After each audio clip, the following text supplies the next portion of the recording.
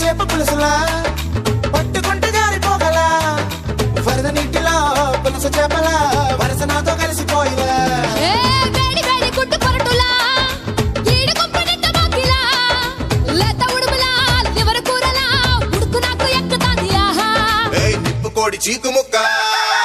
నిప్పు కోడి చీకు ముక్కలా నా పక్క వచ్చి లిప్పు రుసులు ఇచ్చుకోయిలా